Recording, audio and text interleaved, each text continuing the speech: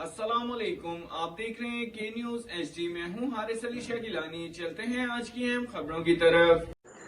تازہ ترین خبروں سے باخبر رہنے کے لیے ہمارے ساتھ رہیے۔ رخ کریں گے ساہیوال کا، جہاں سے رپورٹ کر رہے ہیں ہمارے نمائندے علی رضا۔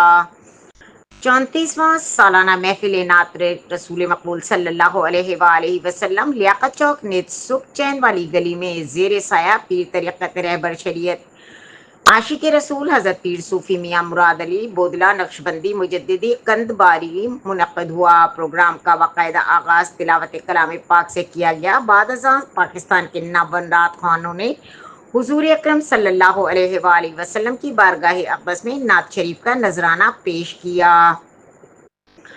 اپنی عقیدت و محبت کا اظہار کیا۔ محفل میلاد مصطفیٰ صلی اللہ علیہ وآلہ وسلم شہر بھر کی سیاسی، سماجی، مذہبی، صحافتی شخصیات کے علاوہ خصوصی آمد پیر طریقت رہبر شریعت قبلہ عالم صوفی میاں محمد معروف مظلہ عالیہ نے شرکت کی۔ پروگرام میں متمنی شرکت میاں آصف علی بودلہ نقشبندی، میاں سرمد علی بودلہ نقشبندی مجددی قند باری کی نے مزید اس موقع پر صوفی میاں محمد معروف نے آقا دو جہاں صلی اللہ علیہ وآلہ وسلم کی شان اقصد بیان کی۔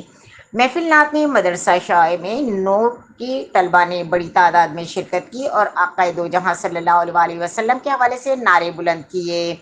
سرکار کی آمد مرحبا، آقا کی آمد مرحبا کی صدائیں گونج اٹھی۔ آخر میں سیلاب زدگان ملک پاکستان کے لیے خصوصی دعا بھی کرائی گئی اور لنگر کا وسیع اہتمام کیا گیا۔